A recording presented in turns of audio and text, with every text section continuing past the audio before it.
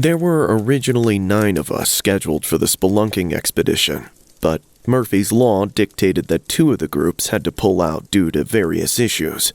It was a disappointment having fewer members to share in the experience, but then again, there were benefits.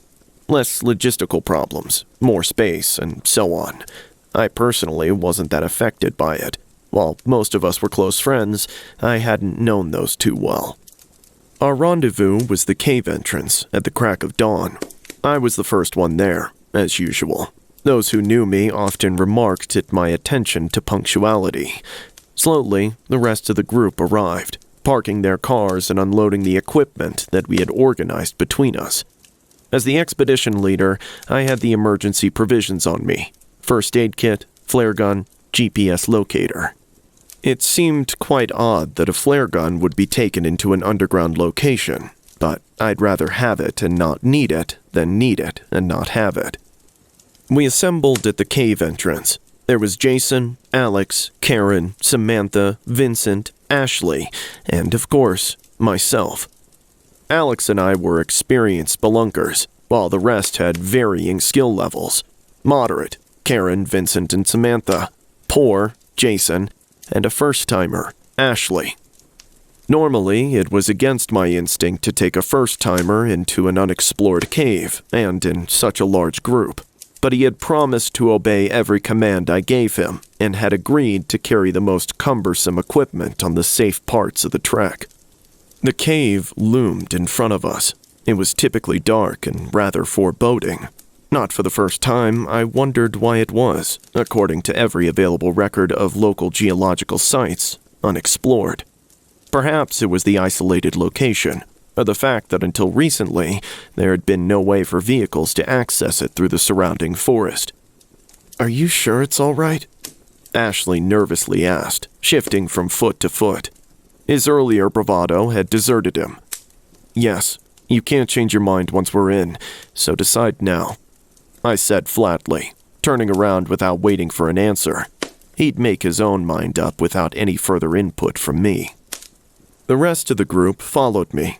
After a few moments of apparent indecision, Ashley hurried in after the rest of us. Soon, the darkness swallowed us whole. Inside, the cave was quite larger than it appeared. It proceeded inwards for about 200 meters and then sloped down quite quickly.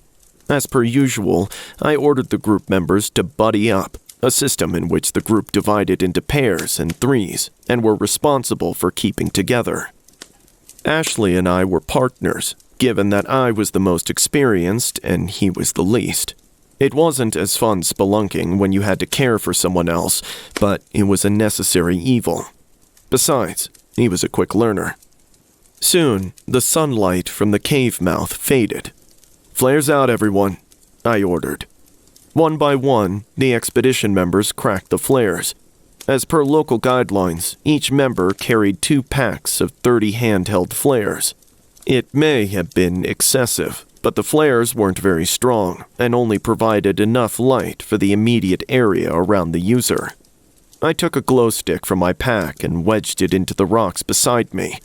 Only I carried these, and they were quite stronger than the flares, able to last up to 12 hours with diminishing light after 8. I would use them to mark our trail back up. Slowly, we continued down. The handheld flares lasted for 15 minutes on average, and soon we reached an edge. I ordered the group to stop 5 feet from the precipice, where the ground leveled out. As you may have noticed, I'm a stickler for safety measures. Not without good reason, though. I didn't want a death on my hands. "Ashley, crack a flare and throw it down," I said, watching to see how he did it. Ashley withdrew a flare from his pack and lit it. Then, without moving, he tossed it forward down the hole. I nodded in approval. He hadn't moved forward from the 5-meter guideline. I crept forward to the precipice and looked into the abyss. Then, I saw it. Descending into the darkness, barely half a meter from the cliff edge, was what appeared to be a staircase. The light of the flare made one thing quite clear. It wasn't a man-made staircase. At least, it didn't look like one. It appeared to be hewn out of the descending rock, meaning that the original cliff would have extended further into the cave. The stairs were rough and uneven, but it was close enough for government work, as the saying goes. "What is it?" one of the group members asked from behind me. "Looks like a natural staircase of sorts," I answered, distracted. I withdrew another glow stick from my bag and planted it at the top of the stairs. "Let's go." We descended cautiously, for caves are notoriously deceptive. Ahead of me, the darkness grew thicker. It seemed palpable, almost physical. As if my thoughts were true, the flares we held seemed to diminish in the face of the abyss.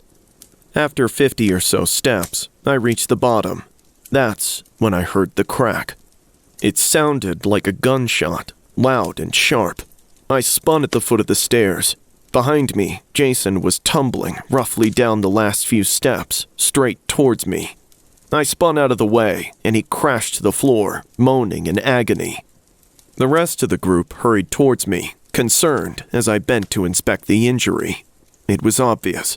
His ankle was twisted at an unnatural angle, clearly broken. Jason's face had rapidly lost color. "Karen, Vincent, grab him by the arms. Careful," I said quietly, unwilling to exacerbate the situation by panicking. They picked him up slowly, his ankle dragging grotesquely beneath him. Something glinted under the crimson light of the flares. I knew it was bone. I reached into my pack, taking out 2 small batons and a white bandage. "This is gonna hurt," I warned. The caution was wasted on Jason anyway. He was half unconscious.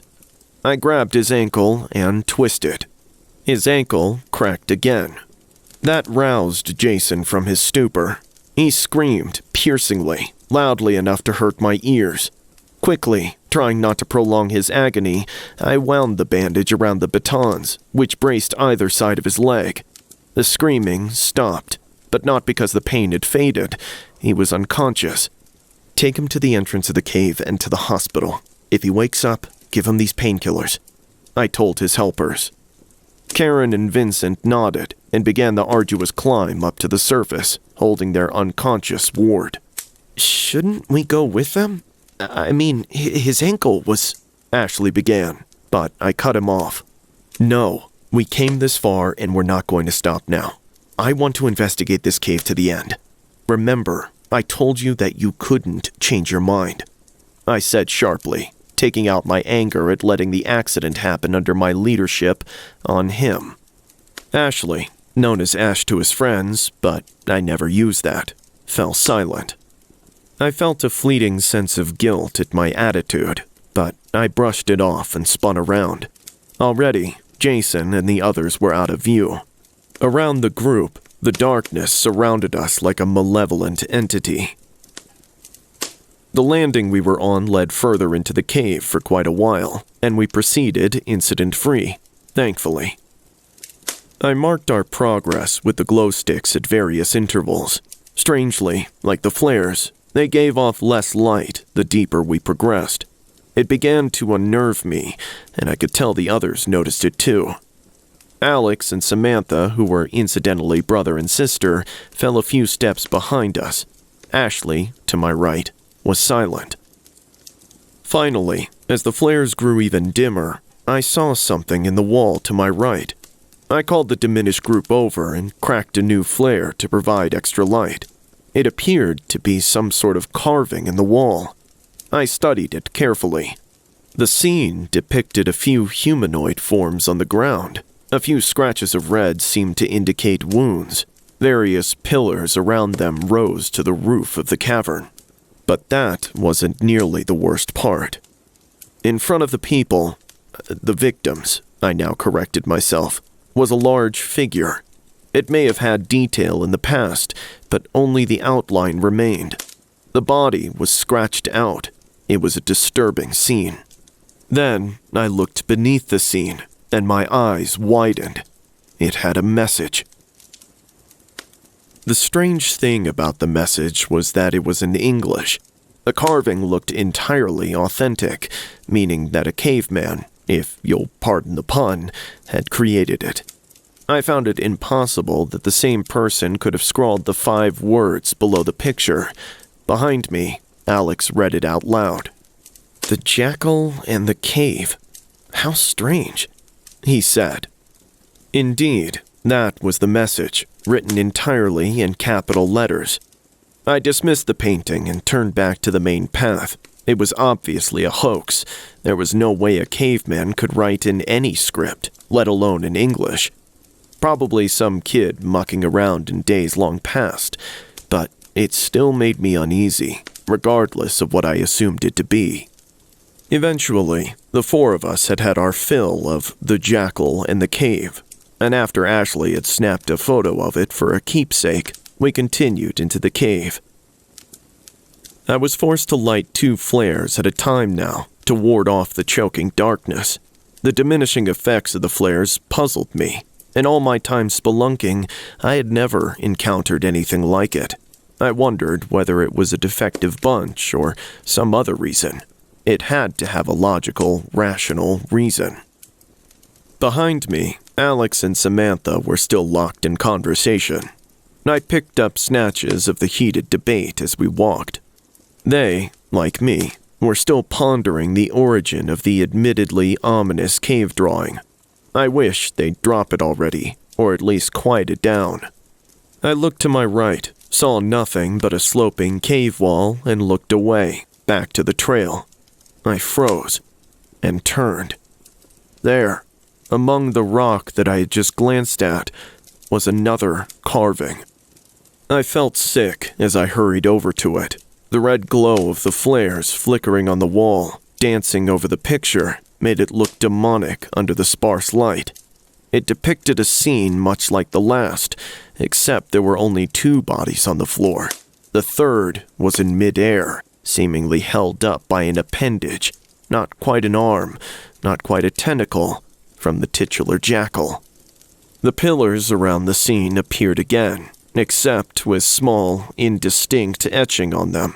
Like before, only the faint outline of the jackal appeared, the rest of it having been scribbled, or scratched, I couldn't tell which, out. Underneath, it was another 5-word message, one that I read quickly and immediately wished I hadn't. "Go back. The jackal waits," it said. I turned from the carving as the others moved in to get a good look and tried not to panic. The air felt thin and dry, much like the air in the Andes. I'd gone climbing there a few years ago, and terrible things had happened, which explained my preference for underground rocks as opposed to aerial ones. But that's a story for another day and another time. Around me, the darkness was thick. I could no longer see without the flares in aid. Suddenly, irrationally, I knew if we stayed in this underground labyrinth for much longer, I would lose my sanity. But that was the mind of an irrational man talking. I leaned against the opposite wall, breathing deeply and slowly to regulate my rapid heartbeat. Slowly, the panic faded, to be replaced by a sense of calm. I didn't get overworked often, but when I did, I tended to edge towards hysteria. Taking one last deep breath, I straightened and looked around.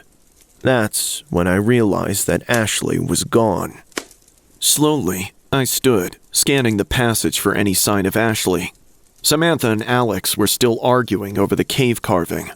They were typically argumentative of identical twins.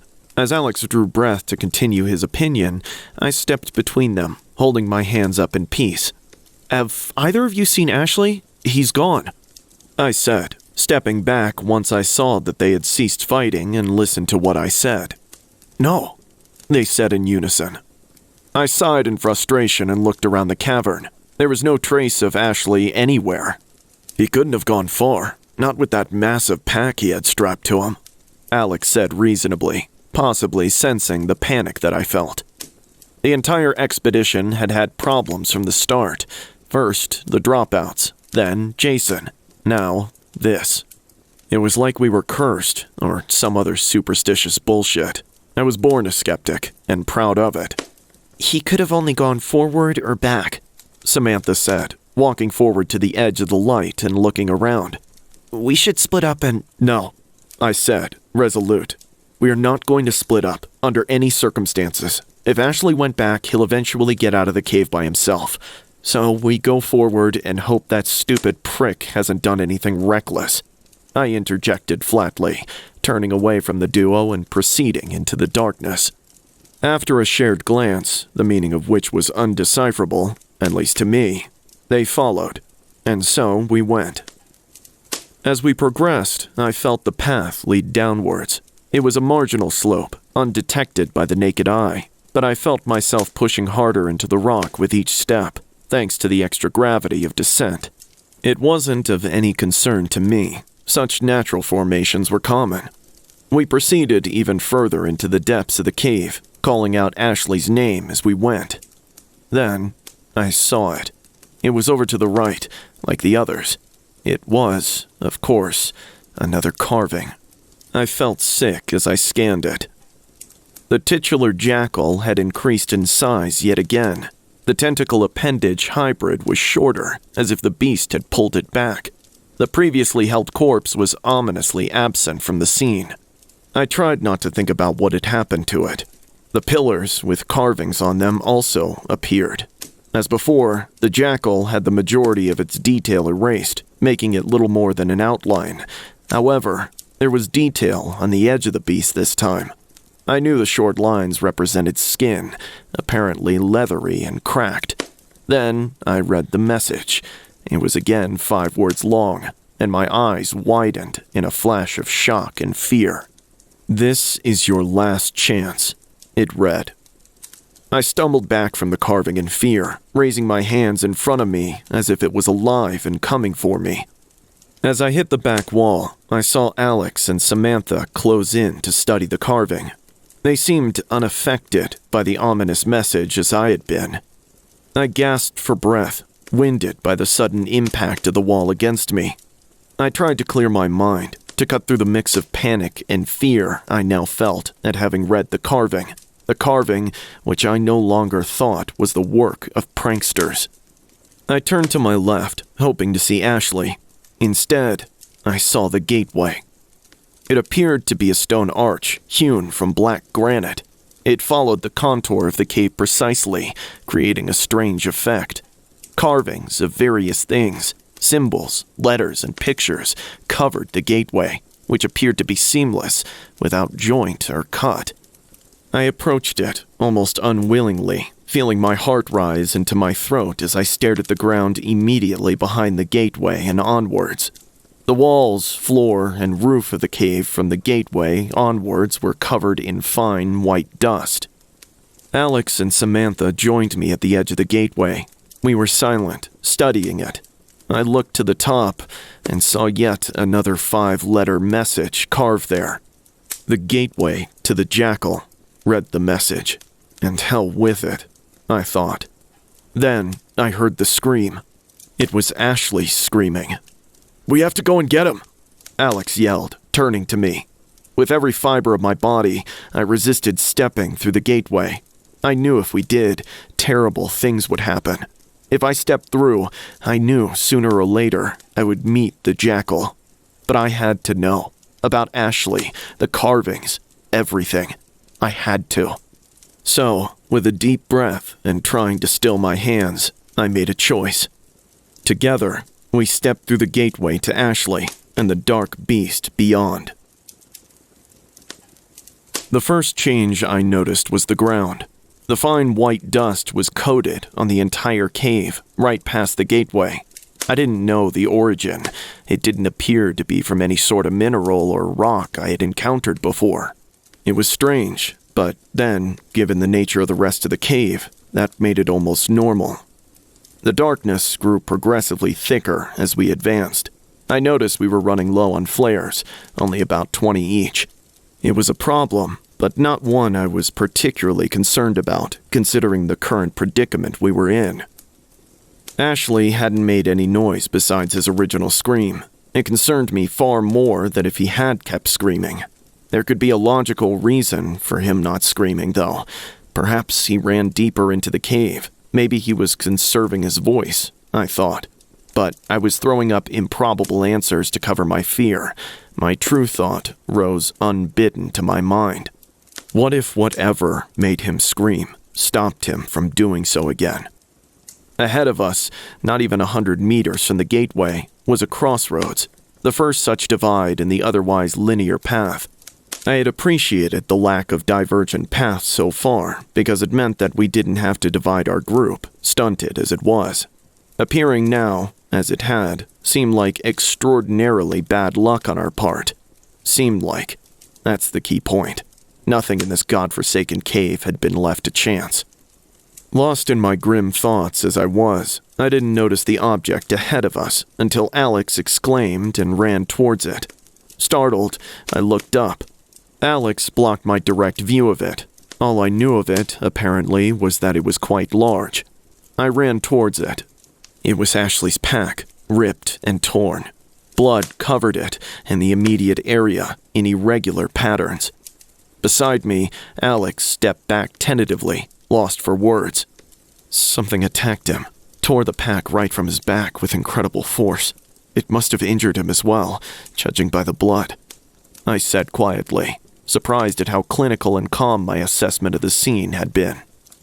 "That's it, man. I'm out. I'm going," Alex said, turning away quickly, but not before I saw the fear in his eyes. He was terrified. Samantha nodded in agreement, turning to leave as well. I didn't try to stop either of them. They would be back. "You won't get a foot past the gateway," I called to them, certain that it would prevent them from leaving. I turned back to Ashley's pack slowly and began searching through it quickly, taking only a few items. I hesitated when my hand landed on the flare gun, but I took it and kept it in my hand. I knew from experience against various types of wildlife that it made an effective weapon. If I met anything that wasn't Ashley, I would fire without mercy. I stood and chose the right-hand passageway. I didn't feel scared anymore. In fact, I didn't feel a thing. Adrenaline was coursing through my system, leaving no room for fear or anything else. It grew progressively darker. The darkness was thick and cloying. As a lifetime asthma sufferer, it reminded me of when I needed my inhaler. I knew the flares would be useless soon, regardless of whether they should have been effective. Beside me, I noticed scrawling in the dust, apparently of human origin.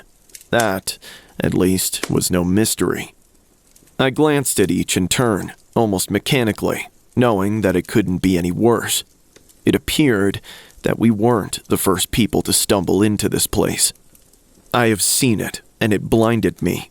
This is its domain, taller than any human. Suddenly, I stopped. The last was different from the others, in lowercase, and appeared to be freshly written. It cut me. I'm running for my life. Ashley's writing. And then, as if by magic, I heard two things, a scream and a roar. Ashley, the jackal, and they were close. I ran forwards. I felt, rather than sensed, that I had breached into a massive cavern. To prove my theory, I impulsively punched the air to my right. If I was still in the claustrophobic cave, my hand would surely be shattered on the wall. As I expected, I hit nothing but the stagnant air of the cave. The flares proved nothing more than a dim glow. I looked at it in horror as the glow faded slowly. The fading light represented my last defense against the virulent darkness of the cave and its sole inhabitant. The inhabitant some called the jackal. The light faded completely, and I was alone. The moment I heard the voice. It was flat and terrible and loud. It reverberated around me, seemingly without a source or direction. I spun in the darkness, the cloying, constricting darkness, and felt my heart in my throat. I knew that if I walked backwards, I would no longer find the passageway that had led me to the lair of the jackal. Once you entered this central cavern, there was no leaving it, just like the carvings promised, I thought. "This is my cave," it bellowed. I screamed and ran. It was a futile gesture. The voice echoed around me, terrifying in its alienness and its flat, expressionless quality.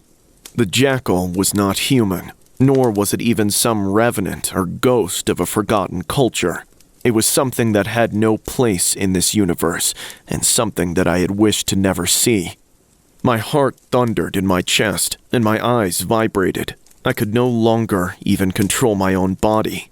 I was a prisoner. "The other one screamed before I took him," boomed the jackal, interrupting my thoughts. "Fuck you!" I screamed hysterically into the darkness around me. It was a petty rebellion. I doubted the jackal even knew what it meant, but I felt better for it, all the same. Around me, the darkness coalesced. It's alive, I thought. I tried to stifle a scream as an image popped into my head. Thousands of millions of bugs crawling over me in the darkness, biting, scratching, and running, and was banished moments later by the jackal's next terrible oration. "You will remain here forever." I knew that voice, I thought vaguely. After the voice came the footsteps. I sensed, I could feel both the tremors and hear the steps, hundreds of them around me, pounding the floor in a rapid and terrifying rhythm. Rolling thunder, I thought crazily, and laughed. What little sanity I possessed was rapidly being eroded away by the jackal and its influence over the cave, and consequentially, those inside it. I doubted if Ashley was still alive, that Samantha and Alex had escaped. I didn't even think that Karen, Vincent, and Jason had escaped alive. Even as I considered this, the jackal howled again, the flat voice echoing throughout my dark prison. "They all died, as will you." The jackal roared in its expressionless tone, creating a queer, wavering effect that hurt my ears. My throat burned from the lack of moisture. A headache pounded in my head, and my ears throbbed, strangely in time with the footsteps. I'm just rolling thunder, I thought, and laughed crazily. Then, as I considered what the jackal had said, it can read my thoughts. It was not such a fantastical idea. The jackal had only ever spoken after I had had a thought. A coincidence? I think not. As I considered the mental connection, an idea began to form. I stopped running and emptied my thoughts, banishing the sensory manipulations the jackal used on me. The footsteps around me intensified, but I heard none of it as I shut down my senses and opened my mind. Then, exposed without the cloak of my previous panicked thoughts, I felt it, the jackal's mind. It was a colossal alien thing, like a structure too gargantuan for the human mind to comprehend. It would dwarf me, swallow my mind whole, and leave me a gibbering wreck if I considered it for too long. It wasn't even natural, let alone human. Thoughts and ideas seemed to be constructed in a fashion that was incomprehensible to the human mind. In a word, the jackal's presence was dark. As I felt its presence wash over me, I steeled myself and sprung the trap. Instantly, before the beast could retreat, I thought of light. A blinding supernova, more light than any human had ever witnessed. A bright inferno of light. I let the mental image expand in my mind, and over onto the jackal's colossal presence. I guessed that such a creature had never seen light, or if it had spent so long underground, bathed in the darkness which it controlled. Such light, even as an image, would do tremendous harm to it, considering that the jackal's mental abilities far outclassed my own. I was right. The instant the supernova image touched the jackal's presence, a tremendous shriek filled the chamber, immediately overtaking all the phantom footsteps that had so tormented me. I grinned savagely, despite the pain the high-pitched squeal caused my ears. That, at least, sounded vaguely human. It felt empowering to know that I'd hurt the jackal, probably badly. I heard rushing noises around me and opened my eyes. Impossibly, the virulent darkness was retracting around me. I spun wildly in the grip of the receding darkness. As I moved, I glanced around me. I was in a huge chamber, one that extended far into the distance. I saw columns and pillars and carvings, and realized that this really was the jackal's feeding ground lair that had been the subject of the ominous cave paintings. I had no time to consider that, however, as the final darkness receded. The cave that was lit by light that had no source, my mental light, I thought, exposed its only occupant and that occupant's slave. Just like that, I saw them. Ashley and the jackal. I could never truly describe the beast before me.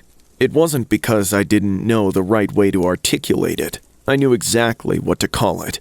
I simply could not comprehend the jackal. It was as if I were viewing it from the extremities of my peripheral vision. It was blurry and soft and weak because it had no hard angles or edges.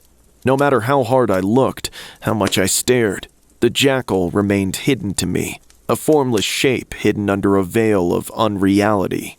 The cave paintings, the carvings, whatever adjective I attached to them, were truer than I had thought, even after the jackal had turned out to be real. They depicted a blurry, formless jackal, and so it was. Yes, I knew exactly what it was. Indistinct. Ashley, however, was not. I looked at him in horror. His body was covered in blood, flesh, and other less identifiable materials. I could count at least 8 visible wounds, and more red lines that I couldn't distinguish from the gore saturating his form. A gaping wound cut across his stomach, revealing intestines, pink and rubbery. Blood flowed from multiple slashes on his arms and legs.